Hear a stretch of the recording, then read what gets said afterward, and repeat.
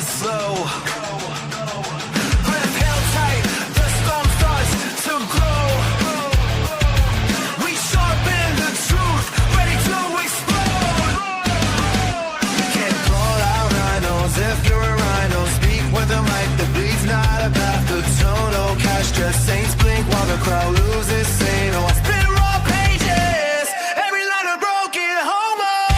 Can't be bought, can't be sold. Gave my soul and truth not gold. We raise the flags while the fate keeps cold. Welcome, guys, to Can't Be Bald Podcast. And Maurice and I have a special guest with us tonight, Sheriff Richard Mack. Welcome to Can't Be Bald Podcast, Sheriff. But, we've met several times, but as I'm sitting here, I go over your resume, as it were. Supreme Court wins, former Graham County, Arizona Sheriff, founder of the Constitutional Sheriff and Peace Officers Association, and driving force behind the 10th Amendment revival in law enforcement. I look at this and I'm like, just as me, when I'm retired and I'm done, I'm probably just going fishing. And here you are trying to save the world. Well, I've tried to retire a few times, but it just hasn't been in the cards. And so the good news about that is I can take off anytime I want, usually, unless the real boss tells me, no, we're too busy to take off with the grandkids right now. But and speaking of her, we'll be married 51 years in about 2 weeks. Well, congratulations, 51 years. That's the dream, isn't it? Last year was the big 5-0, but I just had a man by the name of Bill Rogers stop by my house this afternoon, and he did an interview with me right here in my house. And I'm in my office right now, but it was too small, so he wanted more elbow room. And this is perfect for doing a podcast, but he had to set up his camera and he wanted better lighting and so on and so. But he wanted to hear the story about how I sued the federal government, how I sued the Clintons, and he really liked the idea of the Clintons. And usually I get to tell the one-liner. I sued the Clintons, I beat them at the U.S. Supreme Court, and I lived to tell about it. Now, how's that for a miracle?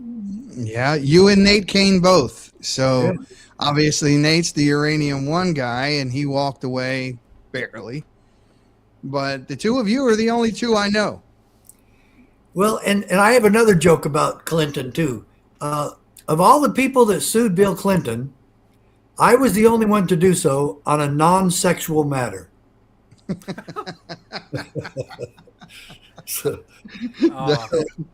Yeah. You look, just to go down that road real quick while we're there, let's just stop and visit a while. Did you see the deposition at all? Any clips of it? I know Lauren Boebert, she put some clips out. They didn't want to testify, but she recorded behind the scenes and started posting some of it. But what did you think of that? Wait, and who was it? The Clintons, when they did the Epstein deposition. Yeah. Oh, of course. Oh, yeah. Well, Hillary's been so full of crap ever since she married for political convenience, Billy Bob. Yeah, I heard that. And I think Billy Bob would be fun to sit around and jive with. And I don't drink, but if you were to sit around and have a beer, he'd be really a fun guy. But Hillary, I'd have some stories.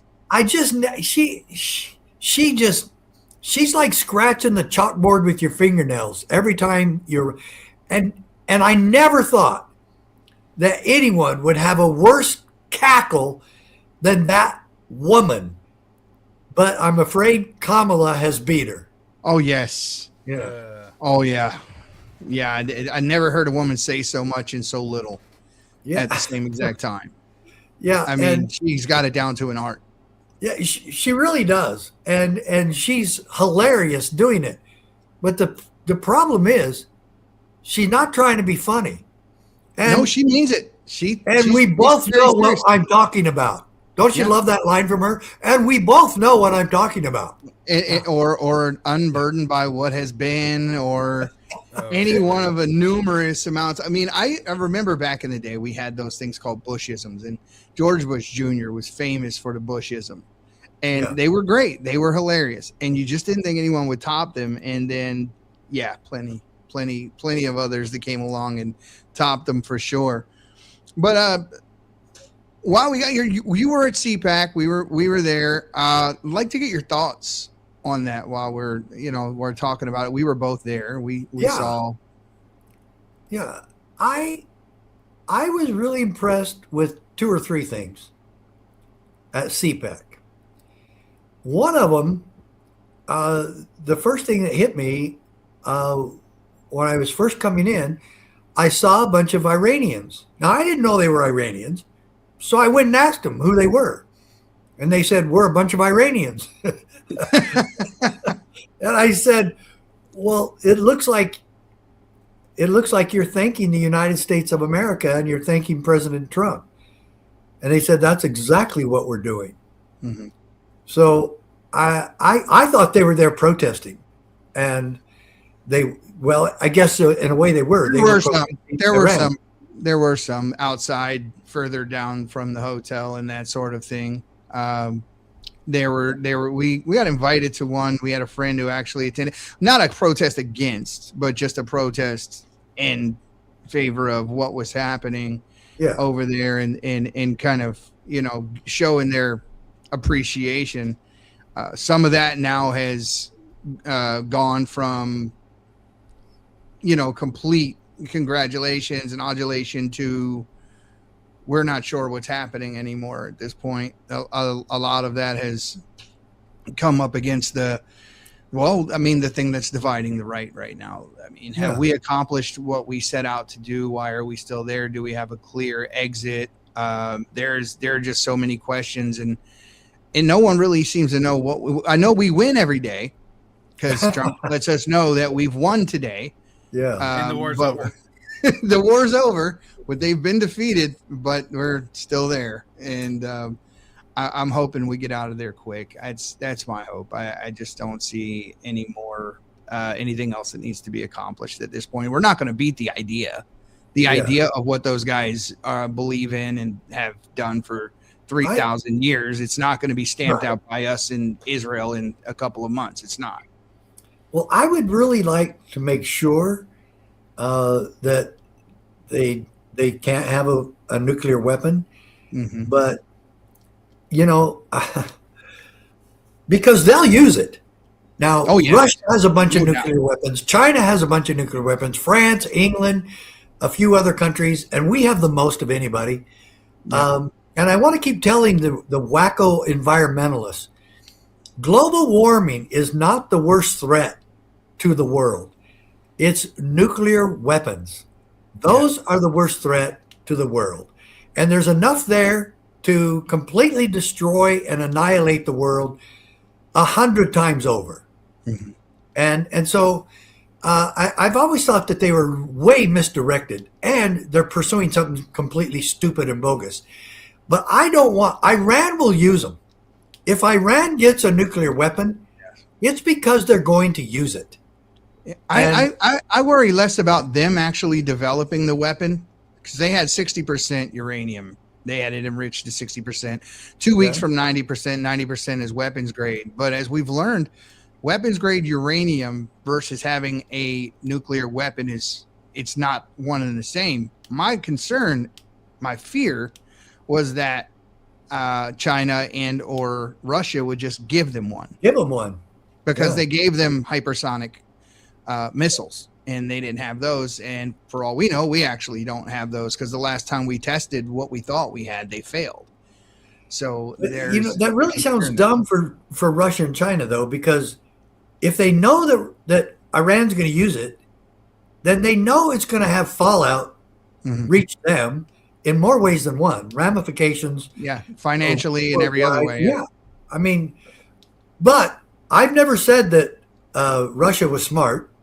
The war that they've been in now, 4 or 5 years now, the Ukraine war. I mean, Why? Why does this have to happen? Why does war keep happening?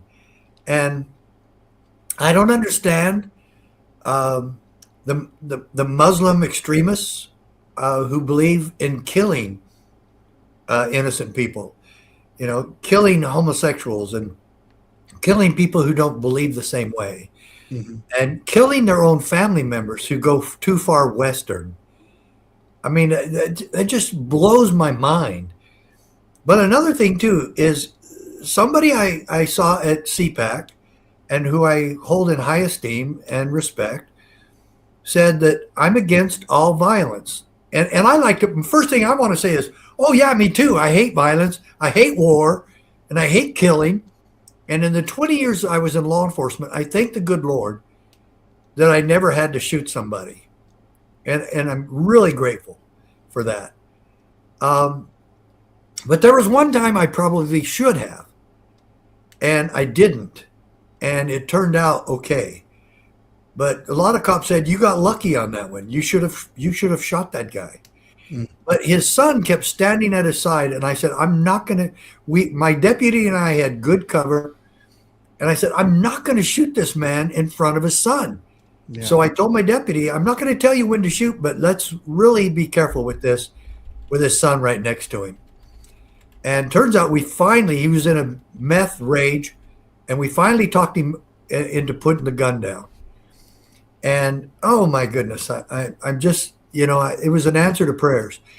But at the same time, I'm glad that the founding fathers had the courage and the inspiration to go against the greatest military power in the world, and fight for our independence and to create the America that we're all mostly enjoying today. I was going to get to that. Yeah. Yeah. But feels like we're fighting for it all over again right now. I'm fed up with the politicians, and I'm fed up with the Democrat Party, and I'm fed up with the Republicans who keep acting like Democrats. And I've got a book coming out with a co-author, Daniel Perkins, and I put together a book. And I wanted to tell both of you the name of the book tonight. All right. Are you sitting down? Let's hear about it. Maurice, are you sitting down? Okay. Yep. All right. The Democrat Murder of America. Demagoguery in the First Degree. I think that's that's clickbaitish. You're going to get some bites on that. That's for sure. I mean, not just that. I mean, it kind of actually defines the enemy of who's been destroying America over the past 50 years. I mean, you saw just recently that the Supreme Court ruled that the way Democrats were gerrymandering have basically kept them in power and have given them all this ability to destroy what we see, or at least what I was raised to believe what America is. They've wanted to change it into this socialist country, and to force us to be taxed more and more and more so we can support more and more of these incoming Democrat voters, these foreigners. So that it kind of hits the nail on the head as far as that goes. But I hope that you didn't leave out, the Republicans that have been actively going against what America is for as well, because that's been a substantial problem as of late. We kind of made a disclaimer about that this one was going to be mostly about Democrats, and that Republicans have been guilty of a lot of it too. But every time I say that, it comes to my mind, and I just have to say it, and I'm going to say it again right now. The Democrats have been the Republicans have been infiltrated by Democrats, and the rhinos are mostly Democrats, and they're promoting Democrat ideals. But when people say the uniparty, I said, yeah, I can see how people would say that when it comes to the national debt. Both are culpable of overspending. And then allowing the IRS to commit all the crimes against the American people and to be such a rogue agency, and the income tax in and of itself, that both Democrats and Republicans will not rein in the income tax, will not stop the income tax, will not stop the overspending or the national debt. But when it comes to protecting life and individual liberty, the Democrat Party is horrible, horrible, horrible. and they're 10 times, as far as I'm concerned, they're 10 times worse than the Republicans on those key issues. Yeah, we've definitely seen. Well, when Biden was in the Fifth District Court, ruled that he stepped on the First Amendment rights of Americans, telling, at the time, Twitter who to, platform and remove, and Facebook, pretty much the same exact thing.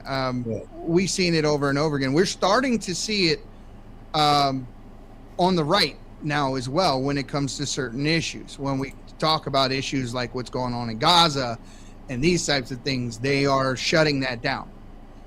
Almost like you can't even ask the question or talk about it. And it always strikes me funny when you're telling me I can't ask a valid question without trying to tag me as some type of a bigot or whatever for asking the question when my intentions are completely different. And I think that we have to watch it before we become what we've been fighting against. That's something I think that we really need to be on the watch for. But the External Revenue Service, as you brought up earlier, something that Donald Trump did run on getting rid of the IRS. I think a lot of people thought the 16th Amendment was supposed to be a temporary tax that they reinvented into what we have today. And now we have world banks, and we've seen history over and over again repeat itself when people try to move themselves away from those financial institutions. JFK famously created the Silver Certificate. He didn't last too long after he did that. And neither did Gaddafi. And that's a key component of all of that. And right now, why in the world do we have a Federal Reserve made of international banksters who are not answerable to our government, who are not answerable to Congress or the president? They do anything they damn well please. And one man, Jerome Powell, now he's getting replaced. And I don't know why changing the name on the door will help too much, but maybe it will. But at the same time, the Article 1, Section 8 of the United States Constitution requires Congress to coin money and regulate the value thereof. Do any of them do that? Does Congress do that?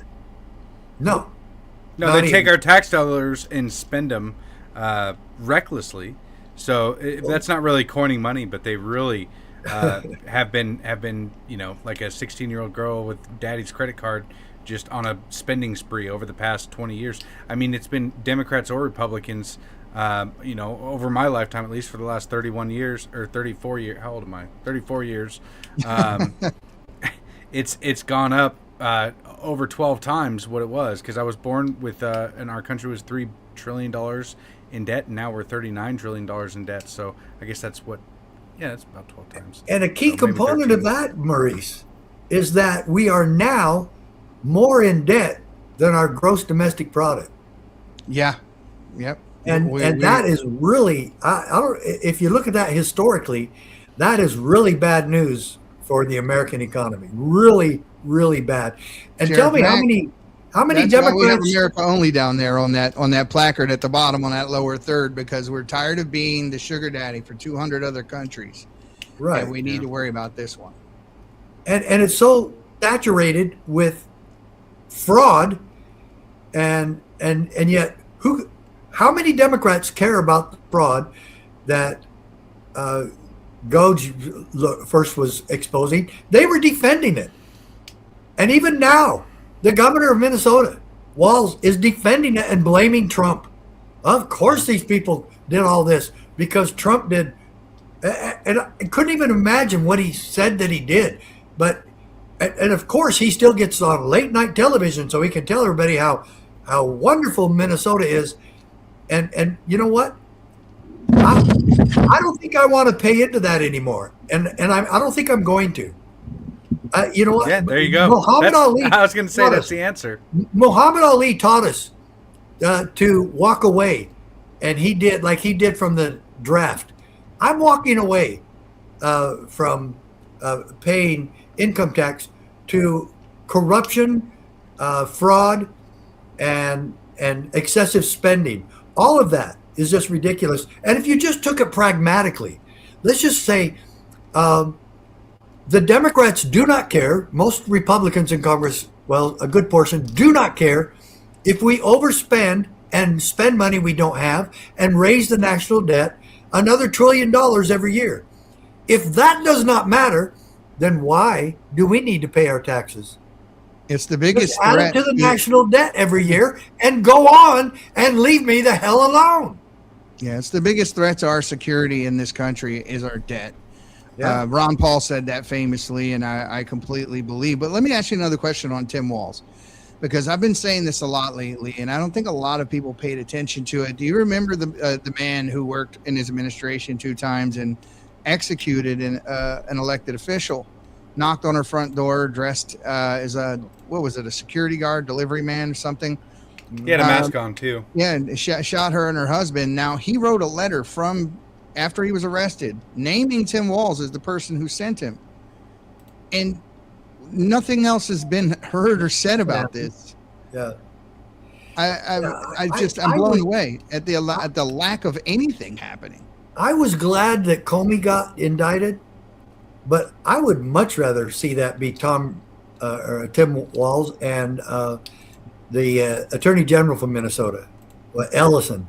Oh, and that's not even his real name. He had to change his name so he could run for AG. But Minnesota is so corrupt, and then you go, oh well, so is Utah. Well, so is Arizona. Whoa, so is Washington State. California. You want to see corruption? Go to Washington State. They are right now destroying the office of sheriff, setting up a bureaucratic committee to say who can run for sheriff and who can't. And if they don't like the sheriff, if he doesn't do what he's told by the state, then they'll fire him and release and get rid of him. And can they fire him as a constitutionally elected? They're making it legal. They're writing laws to make it legal. They just passed that law saying they can, but so far they've been losing in court, and the sheriffs and chiefs of police in Washington State are suing to stop it. It looks like they got a temporary injunction, and then now there's going to be a people group, and this will be the 3rd time I've gone there since January, because we're going to be helping them do all this. And we had a big meeting there in January to try to make sure that we turn this around. And at first, some of the sheriffs were reluctant to even work with us on this. Now they're all working on it. And even the Democrats and Republicans are coming together there. And the Democrats and Republican sheriffs in Florida have probably set the best example for the entire country. They still have protests. They're peaceful. All the sheriffs are helping with deportation, and they're all trying to get rid of these horrible criminals that the Democrat Party and the Biden administration brought into Florida, brought into our whole country. And if Minnesota would follow Florida's example, they wouldn't have had people being killed, and we would be getting rid of all these criminals that the Democrat Party is still defending to stay in our country. And we're talking about terrorists, cartels, and human traffickers, sexual exploitation of children who actually sell children into the sex slave market. That was a huge problem under. I'm sorry. That was a huge problem under Biden with the missing children that were being trafficked into the country, and it seemed like there was a distinct lack of interest from the Democratic Party. Of course. And as of late, they are still fighting for the foreigners and fighting for the human traffickers and the terrorists and everything of that nature. Now, I do want to say that maybe it's a bubble that I've been in personally online, but there's been a lot of concern and a lot of confusion over the fact that, okay, we say we care about the human trafficking and child trafficking, but then why, like, what's up with the Epstein files? Like, that has been talked about ad nauseum online. It's been a huge concern, and Trump seems to be not too concerned about it. Like, I imagine that this was going to lose the Republicans in midterms, but I guess with the recent SCOTUS ruling, maybe that's why he wasn't too concerned about it. But still, there's a lot of people that are very, very concerned about what's been going on with the Epstein files, and nobody knows, like, really why Dan Bongino and Kash Patel came out and said, yeah, Epstein killed himself. We have all the footage, and then they released like some very edited footage, and we haven't really gotten too much from that. But I don't know how to answer this when people are asking. Do you have any insight at all about what has been going on with that? Well, yeah. First of all, there was a big story. Maybe it wasn't a very big story, but anyway, I found the story that the two corrections officers that were assigned to Epstein that night, actually one of them, a dark-complected female, and look, I ran a jail for 8 years. She was the leak, right? She was the leak. Yeah, I think she so. got paid money too.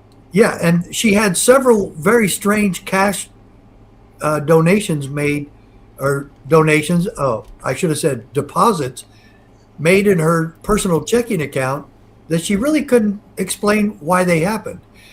And I said from the get-go, when they said that the cameras went down that were supposed to be watching Epstein's cell.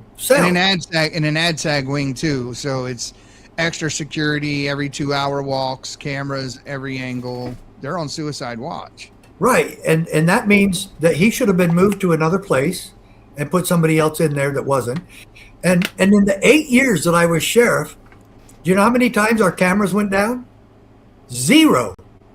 These are the top cameras in the world, and their prison was even better. Yeah. Equipped and better backup for any sort of problem with that. So first of all, I said they were lying about that.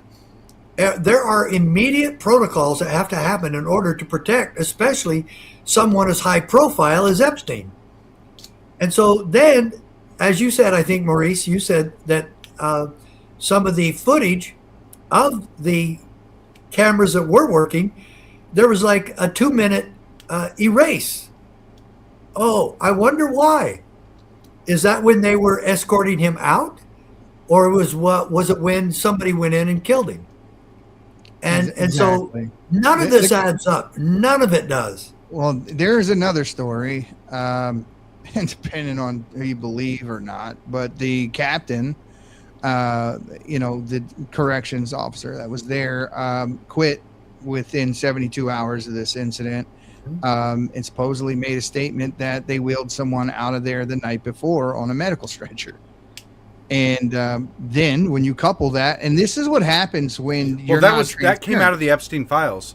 That came out. They actually investigated because that was posted on Reddit that somebody was wheeled out and they switched him out.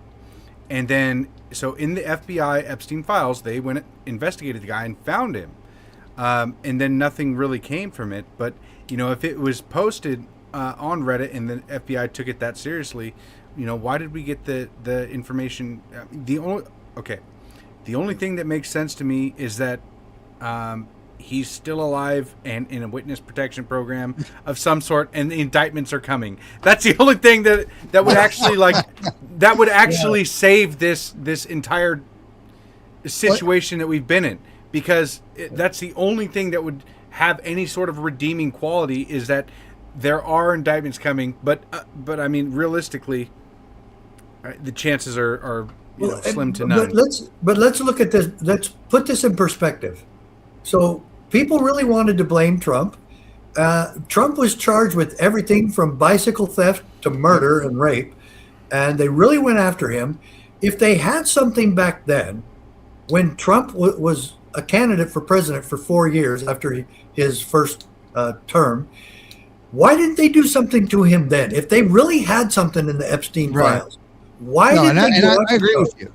I agree with you. I don't think that this is an issue of whether or not Trump is involved at some level or did something where he could be charged. I think this is just one of those things where do something.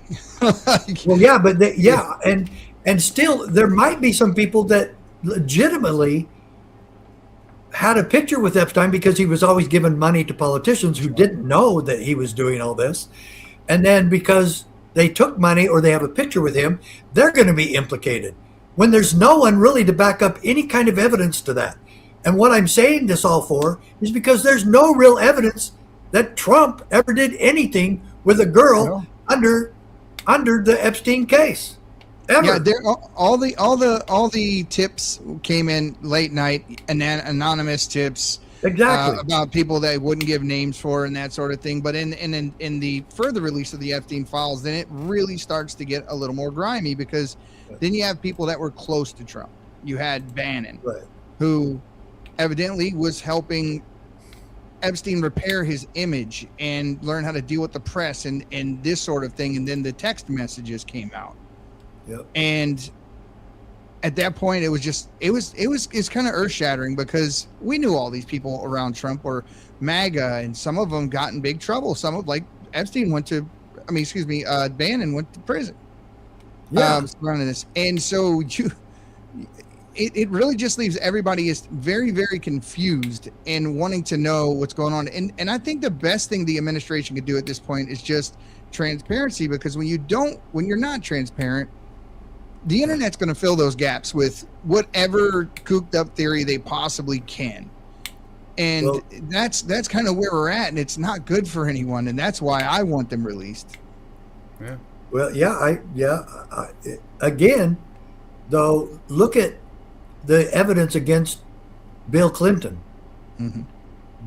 Been to the island, 26 times? 26 times. Had pictures taken with him in a jacuzzi with quite a young lady. Maybe she was of age. We don't know. In a hotel room, too. Wait, say that again? He was in a hotel room, too, sitting in his birthday suit on the edge of a bed. Yeah. And so, but wow, big surprise, Bill Clinton has extramarital affairs. I think we all have accepted this by now. I think most people know whom Abedin is, and I think this is an agreement. I mean, just saying, I think this is kind of a well-known fact at this point within the certain circles. Everyone alludes to it. Sheriff Mack, do you see the Trump administration, the Trump administration redeeming themselves from the way that they've handled the Epstein files, or do you think that this is something that's just not going to be addressed throughout his entire term? Or basically, how would you tell him to handle it? Well, I'm kind of 50-50 on it, because I believe if there was anything incriminating during the Biden administration, it would have been released. But I think if they were trying to protect all the Democrats who were on the list, so they backed off, because they said, hey, if we're going to start exposing everybody, there's going to be a lot of Democrats go down in the mix. So mutually and assured. So they backed off, and I think Trump thought, well, this is pretty much over. And Pam Bondi, I thought, made some real big mistakes on it. But then he fires her, so it doesn't look like she was working to help Trump, or at least it gives that impression. And so, does everybody on there, and I mean anybody and everybody, who ever participated in arranging for an underage girl to have sex with movie stars or politicians, I believe every single one of them should be prosecuted. Mm-hmm. But with just what the files, are the files going to prove that they had sex with young girls? Yeah. I don't think Epstein made enough files and kept track of who was having sex and who wasn't. And that's why I still think my number one problem ever is charging people with something they didn't do. Well, they took a bunch of video out of the island, the little St. James Island, and Ghislaine Maxwell, and I listened to that whole torturous 4-hour deposition between her and the FBI, stated multiple times that she never commissioned any video surveillance equipment inside of the home or the bedrooms, and that turned out to be absolutely false. And they took a ton of video out of there, but no one ever saw it. And then we kept hearing Well, next week, and then just most recently, Dan Bongino did it again, where he talked about the burn sack that they found that they were going to get rid of, but they found like a treasure trove of information in it. Now, he talked about that prior to stepping down, and we still haven't seen that. But do we know why he stepped down? No, we do. What we do know is that him and Pam Bondi were going head to head quite a bit, that they had some pretty big spats everyone talked about. And he one time didn't even show up to work on a Friday, just didn't come in. And they thought he was going to step down then, and it didn't happen until a few months later. So, it's hard to say. When you look at people with strong personality types, you look at Kash Patel, you look at Dan Bongino, they don't look sound or have ever given us any indication that they were going to be pushovers, easy to get over on, Right. Just do what you're told. They were more kick ass, take names, and that sort of thing.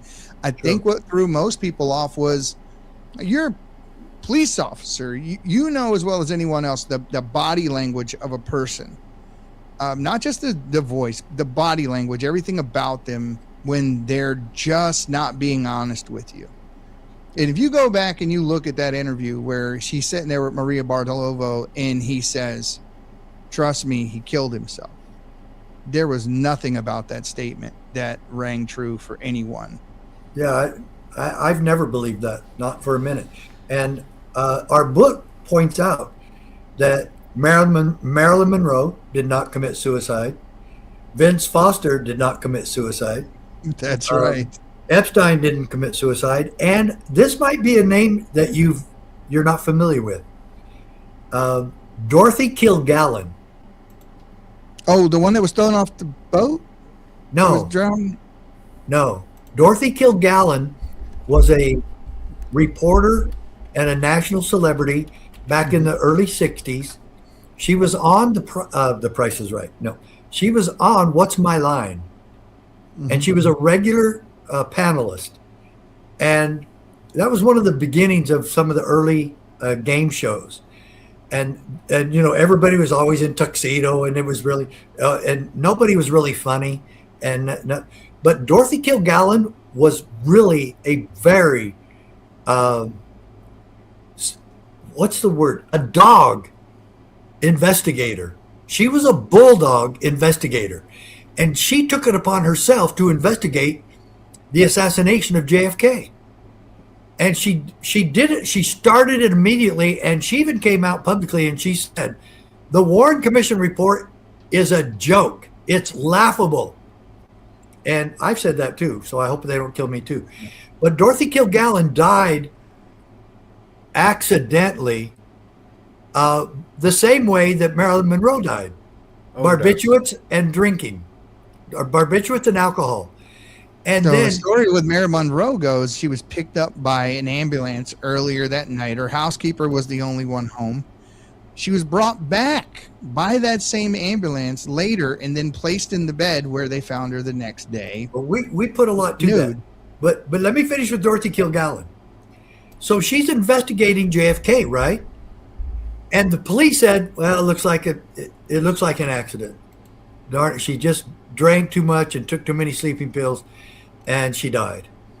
And then, guess what? All of the notes and reports that she had done on the JFK assassination were gone. She's dead, and somebody stole all her reports and notes. Mm-hmm. And she was the only reporter that ever interviewed Jack Ruby. Yeah. And then here you go. And nobody did a criminal investigation on her death. She was just gone. And this is completely why we were trying to point out, this is what government does. This is what Democrats do. And lo and behold, Dorothy Kilgallen still waits for justice. In that same line of thinking, do you think that the Charlie Kirk assassination smells of a similar fashion? It smells is not the similar fashion, but it sure smells. And this is what I said about Charlie Kirk all along. Why don't you try investigating, some of the rumors and what happened? If there was nothing else but this, Maurice, we know one thing that happened horribly about the Charlie Kirk investigation. 2 days, maybe 3 days later, the crime scene is paved over Yeah. by the university, by UVU. Yeah. That Weird. was That should have been strange. that should have started a major investigation of cover-up and destruction of evidence. I think the number one most common sense thing that I heard anyone ever say about this particular issue is that the PTZ camera that showed Tyler Robinson hopping off of that roof, that 13-foot drop to the ground, Yeah. would have been the same camera that would have caught him taking the fatal shot. Why don't they rewind the camera 59 seconds? It's the same view. Yeah. Show us any image of this guy with a gun and we will all leave this alone. But as of right now, the forensics say he was at a 9-degree angle on that roof in front of Charlie. He hit Charlie in the C2 vertebrae, which is at the base of the skull and the back of the neck. The only way you can do that from that angle is to go through his face. And no one saw that. Yeah. So the entire thing there are is questions. There are just Yeah. questions. I really wish. I used to be a cop in Provo, Utah, which is right next to Orem. Yeah, Utah, I love Provo. I'm out there all the time fishing. I love that place. Yeah. Oh, it's great fishing. Yeah. But this whole thing just stinks, and I want to go there, and I know the sheriff there. I want to go there and say, I want to follow up on this. Please make sure nobody kills me. Yeah. So, Well, Joe Kent and others that pushed, prior to his resignation from the Trump administration. I mean, he just did this interview on Sean Ryan, which I think is, if one of the most telling interviews, most interesting interviews that I've seen in quite some time, where he said that he was told basically you're not allowed, no one is allowed to do any further digging into this particular case. It's done, and this is where it is. It's a very sad situation. I got a question for you, Sheriff Mack, because I know that we don't want to keep you too long, but there was a sentiment before Trump got into office that that his administration was going to change the game in the relationship between the government and the people. And with something like the Charlie Kirk assassination and the debacle of the entirety of the Epstein files, and then seemingly going to war with Iran, and it doesn't look like there's going to be a slowdown. I mean, there's a slowdown right now, but it doesn't look like we're going to end that anytime soon. Looks like there's a lot of unintended consequences coming down the pipeline. Yeah. There was a sentiment early on that relationship was going to change, and from what I'm getting is that a lot of people are concerned that it's business as usual with the Trump administration. And I don't know how to argue against that, because I've been a little demoralized myself and seeing that, we voted for a lot of these things and a lot of that isn't happening. And, as you know, I live in Washington State, and I'm very concerned with what's going on here at home with the Democrats. I'm incredibly concerned in trying to save it. And so I don't know how to tell people, like, we gotta push forward and vote for Republicans in the midterms. And, what do we do here? Well, let me answer you. I think it's a legitimate question. I think it's a legitimate concern. But I go back to the very beginning. Who secured our borders? Who brought back national security? President Trump, immensely. And that was a big job. And then who freed the political prisoners of J6? President Trump. And not only that, but he did it for one of our best sheriffs in the country, Sheriff Scott Jenkins from Virginia, because the Biden administration and Biden FBI set this man up for a bribe. And there's no way. And he, the whole thing, I've worked with Sheriff Jenkins. He wasn't sheriff during that. He had to quit. He didn't run again. He was dragged through a horrible trial and found guilty because he was not allowed to present evidence that would have brought about his Acquittal. innocence. And then what happens? I'm fighting 7 months with every single person I know that has any kind of connection to Donald Trump. An hour before he was to leave to go to prison in Pennsylvania from Virginia, about an 8-hour drive, President Trump called this good man and told him he would be signing his pardon the very next day, unconditional pardon. This big, tough sheriff and I cried on the phone together. Yeah. And this takes me back to what I was telling you earlier. I cannot stand anyone being charged for something they didn't do and putting innocent people in prison. Democrats don't care about that. Trump did. And Kamala Harris kept 4,000 men in prison beyond their terms, and one on death row for 22 years for a crime she knew he didn't commit until she was sued to release the evidence.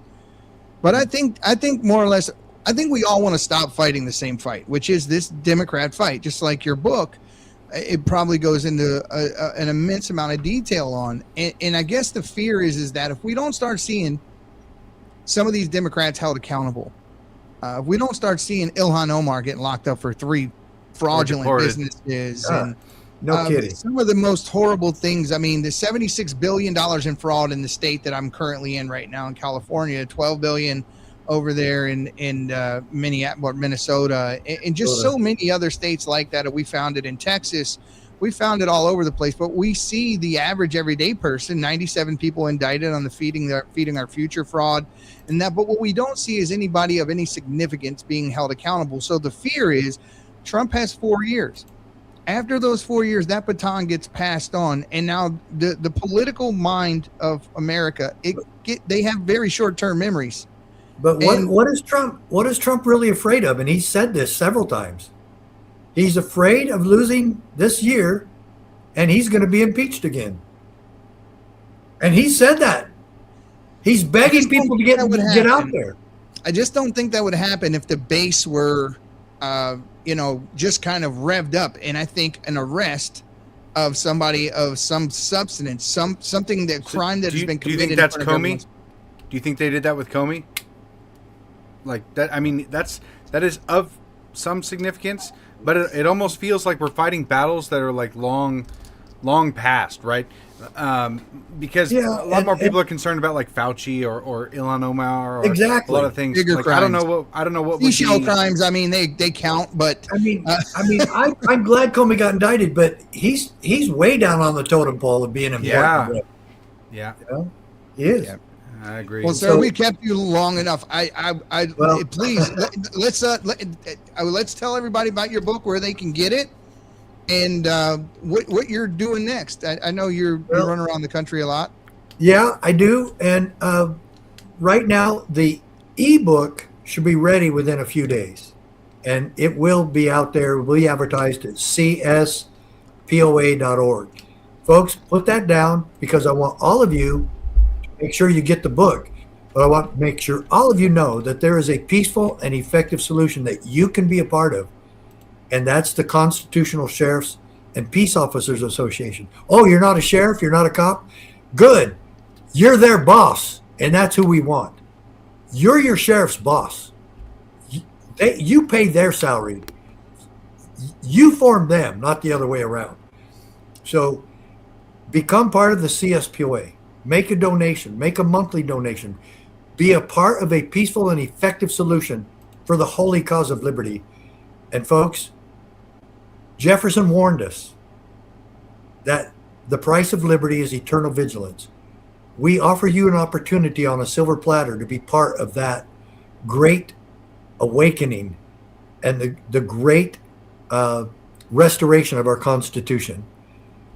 We must get back to our Constitution, or our foundation will die and the rest of the building of America will implode.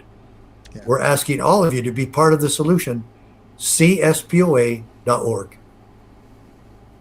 So guys, go ahead and do that. Go check them out at CSPOA.org. And if you can donate monthly, weekly, however they have it set up, and you have the ability to, it's time to be a part of the solution. We have to be intentional. You got to start somewhere. We're not going to save this country without being intentional. Right. Well, thanks, you guys. Appreciate being with you. Let's do it again. Yes, sir. Yeah, have a great one, brother.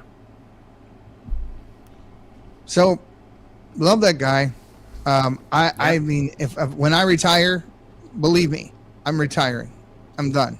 Yeah. So people that do that have an amazing just a zeal, and they want to see change because he's doing it out of his own free time. He put in his time already. He served his country, did his job, and now he's doing this. And so definitely we want to be able to support him. These types of things, people go into, they have big dreams, and they have, they love the country, and they want to save it, and they see where it's going, and it's spiraling out of control. I think he has a little more hope than I do. I'll be honest. Especially when it comes to what's really going on with those Epstein files. I mean, and I do got to be honest. So he did not give any pushback towards Bannon or towards what has already come out of the Epstein files. So kudos to him. One of the reasons why I like him is because he's never been afraid to say those things. And he's one of the guys in this country that are fighting for my little state of Washington, that is actually coming up here and trying to bring awareness. So I know that, I mean, a lot of people will kind of just be like, CSPOA and like, why in the big picture, what does that matter? But well, you know what? In states like Washington State, where the communists and the ultra lefties, Marxists are reigning, those things really matter here. And if we don't have anybody fighting for him, then we will slowly lose inch by inch. If I fight for, the Epstein files over this, then I will be in a worse position by next year. And granted, I will still mention the Epstein files, and I'm still very concerned about that, and the Iran war, and, all of that is a big concern of mine. But locally, if we don't have a sheriff that we elect that has no ability or no intention to protect our Constitution, then we are completely screwed here, and we won't even be able to advocate for the Epstein files anymore. So the votes don't mean anything. They can just put the guy in that wants to do whatever they want to do, and then becomes a higher fire position. That's never been the case with a sheriff in this country, and I wouldn't think they would be able to do that without a constitutional amendment, not just a law passed. Yeah, I mean, this has to go to the root of the matter, which is your state constitution. It has to be amended before this becomes They don't legal. care about that. I got to tell you, they don't care about that. I mean, when you look at Article 1, Section 24 of the Washington State Constitution, it says the right of the individual citizens to bear arms in defense of himself shall not be impaired. Well, they've impaired quite a bit. Article 1, Section 29 states that the Constitution is the law of the land. And in order to change that, it has to be, what do they say? It has to be explicitly outlined. Like if you're going to write a law that is against the Constitution, it has to be explicitly outlined why that this is an exception or why they can override the Constitution. But none of that's addressed. And so, I mean, if you look at just gun laws, it makes you can tell that the communists here, they do not care. Yeah. Every state that has ever created any type of law in regards to your Second Amendment rights have basically violated Article 6, Clause 2, as well as your 10th Amendment rights. So, but what you never hear is anyone. I mean, there have been a few cases that have made it so far as the Supreme Court, but none that ever went back and slapped the hands of the states and basically say, hey, we are going to give you, 60, 90 days to become compliant with the Constitution or else. We have seen them do that with other cases, and they typically give them a certain amount of time and say, you got to become constitutionally compliant within this time frame, or else your legislature becomes, in trouble. What's the word where you're held in contempt? Yeah, you're in contempt. So Troll here says the Epstein files are the way to change the country. Letting it die is what the swamp wants. I mean, for the most part, I agree with that. But you have to be. I hate this saying so much, but you have to be able to chew gum and walk at the same time.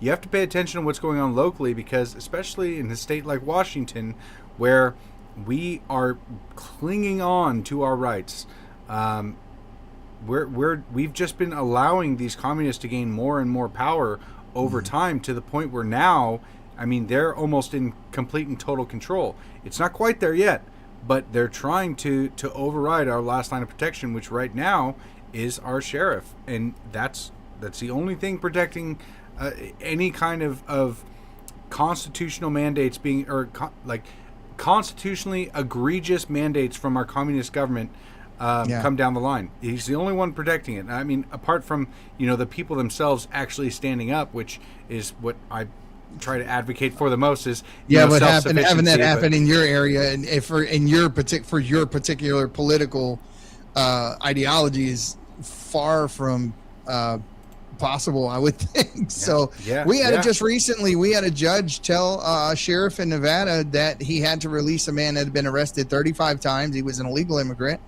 The sheriff said no, he has an ICE hold. The judge tried to demand that he let him go and not hold him on the ICE hold, and the sheriff told him, kick rocks. I'm not letting him go. I'm not letting him go. And that is, I mean, that made the national news. And this is just how you know how much power sheriffs have. And I think that's a part of why your state is trying to remove that away from you, because now this is the one guy that has the ability to overrule them and not let someone go or arrest somebody or maybe arrest them. Yeah, that's why they're trying so hard to take him out and select a new sheriff. So who is your sheriff? Keith Swank. And he basically came out right when he was elected, or before he was elected, and said that men are men and women are women. And the Democrats hate that. And so they've been doing everything in their power to try and remove him. And he's also said that mask mandates are ridiculous, especially for like trying to regulate federal officers into wearing masks and trying not to wear masks. He's basically just come out and said, I want to protect the Constitution and the people's right, the people's rights that are written in the Constitution. That's what he wants to stand on, and they passed a law, and luckily a court blocked it for now. We'll see what's going to happen here shortly. So I'm interested to see how all that's going to go.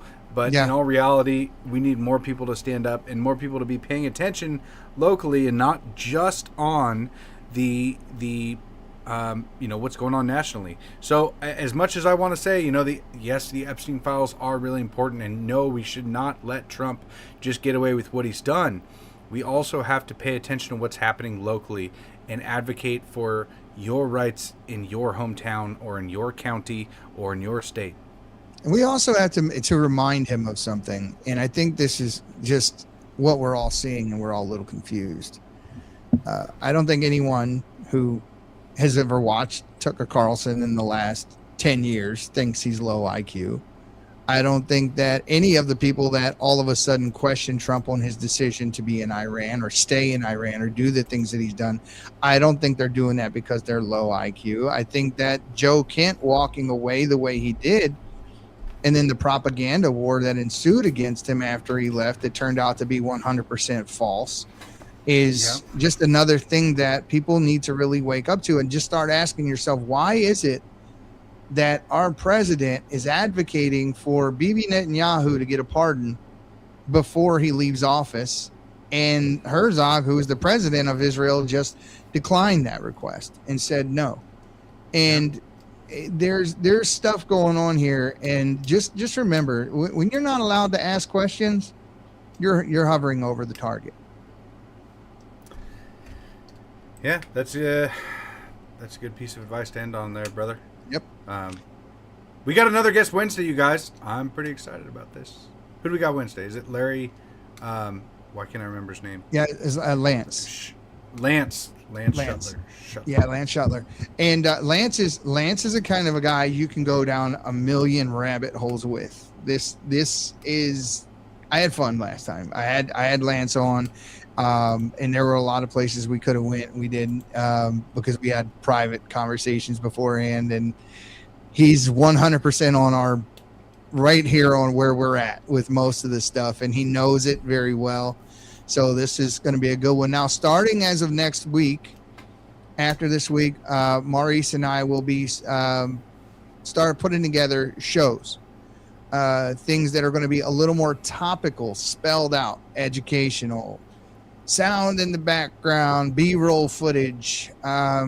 We're going to get more into that. There's a lot of stuff that I think we want to talk about. And in the course of a conversation we get on here, it's hard to lose track of exactly what you really want to say or the message you want to get across. And I think over the last couple of months, there have been some things that have been made abundantly clear. And I think that if you're watching my X page, you know what they are because I've been relentlessly posting about them.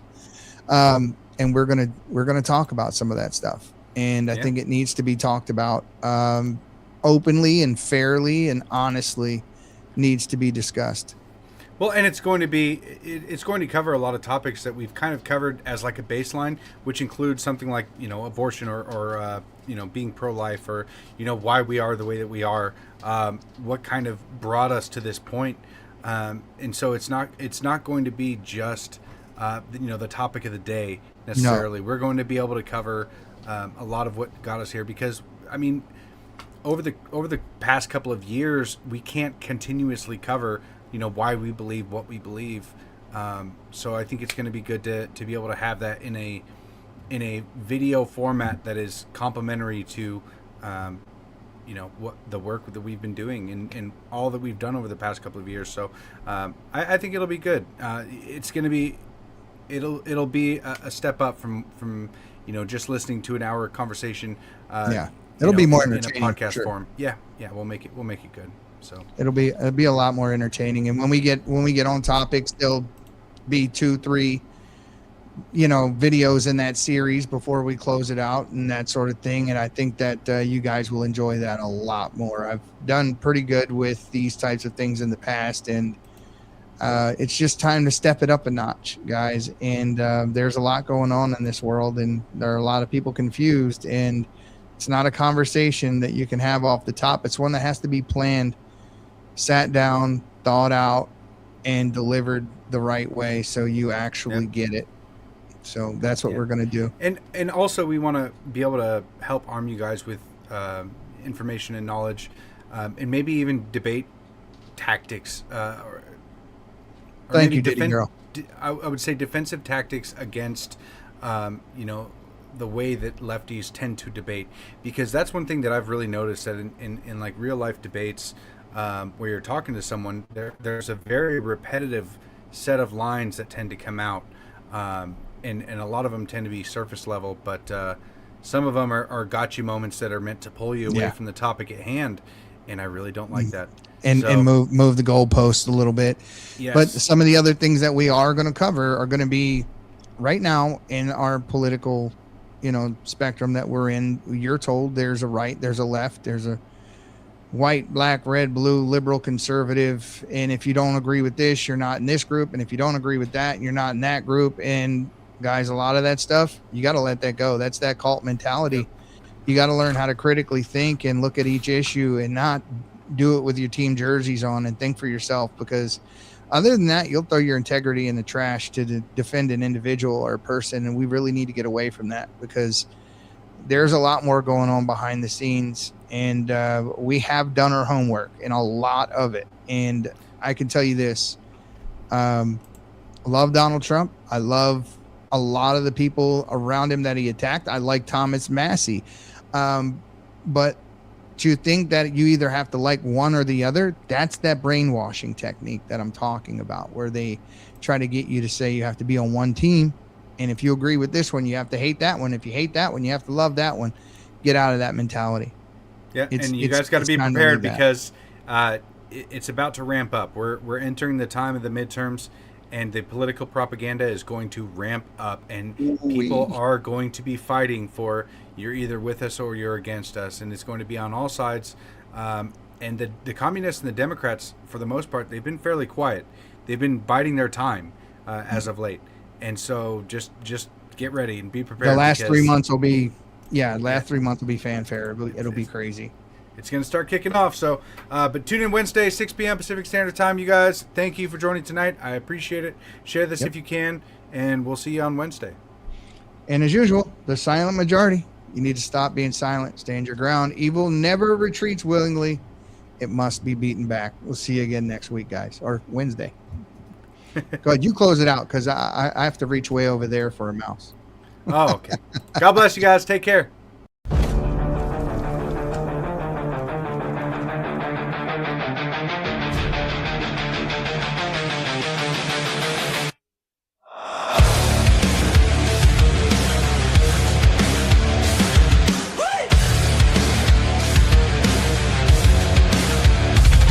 Soft tension, midnight gears hum low.